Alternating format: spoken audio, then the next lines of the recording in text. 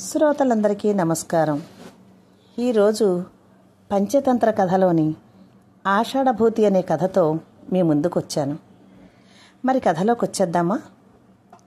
ఆషాఢభూతి కథ పఠనం విజయలక్ష్మి.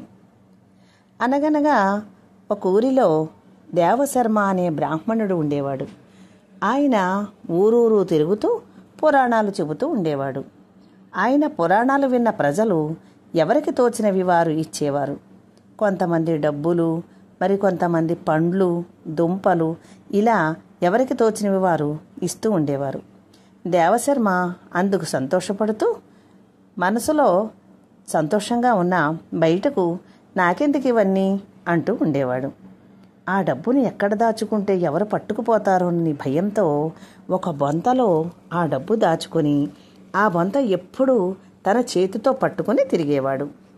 ఇలా ఉంటూ ఉండగా ఒక ఊరిలో ఆషాఢభూతి అనేవాడు దేవశర్మ చేతిలో బొంత ఎవరికీ ఇవ్వకుండా రాత్రి పగలు తానే పట్టుకు తిరుగుతుండడంతో అనుమానం వచ్చి దేవశర్మ గదిలో ఉన్నప్పుడు కన్నంలోంచి చూశాడు.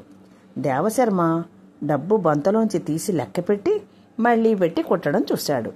ఎలాగైనా ఆ డబ్బు అపహరించాలని మరునాడు దేవశర్మ కళ్ళపైబడి, గురువుగారు, నా పేరు ఆషాఢభూతి, నన్ను మీ శిష్యుడిగా స్వీకరించండి అంటూ వేడుకొన్నాడు.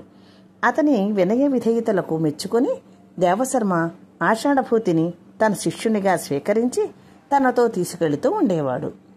సమయం కోసం ఎదురుచూస్తున్న ఆషాఢభూతి ఒకరోజు ఒక సెలయేరు దాటి వెళుతుండగా, గురువుగారు, వంతనే పట్టుకుంటానివ్వండి అని అడిగాడు.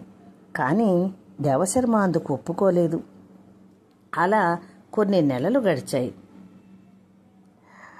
ఒకరోజు దేవశర్మతో ప్రయాణం చేస్తున్న ఆషాఢభూతి, గురువుగారు, నా సంచికి పశువుల కొట్టంలోని గడ్డిపరక అంటుకొన్నది. నాకు పరుల సొమ్ము పాము వంటిది, నేను ముట్టను. ఈ గడ్డిపరక అక్కడ పడేసి వస్తాను అని చెప్పి పశువుల కొట్టం దగ్గర గడ్డి పరకని వదిలి వచ్చాడు. దేవశర్మ ఆశ్చర్యపోయాడు. గడ్డి పరకను కూడా కొట్టంలో వదిలి వచ్చిన తన శిష్యుణ్ణి ఆయన పూర్తిగా నమ్మాడు. ఒకరోజు సెలయేరు దాటుతుండగా తను ప్రాణంగా దాచుకున్న బొంతను పట్టుకోమని ఆషాఢభూతికి ఇచ్చాడు. ఆషాఢభూతి గురువుగారి కంటే ముందుగా దాటి ఆ బొంతను పట్టుకుని ఇప్పుడే వస్తానని చెప్పి వెళ్ళిపోయాడు. ఆషాఢభూతి ఎప్పటికీ రాకపోయేసరికి ఆషాఢభూతి, ఆషాఢభూతి అంటూ పిలుస్తూ వెదికాడు. కానీ ఆషాఢభూతి మోసం చేసి బొంతతో పరారయ్యాడు.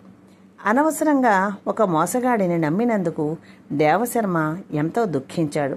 ఆషాఢభూతి వంటి దురాశపరులను, మోసగాండ్రను నమ్మకూడదని దేవశర్మ గట్టిగా నిర్ణయించుకున్నాడు.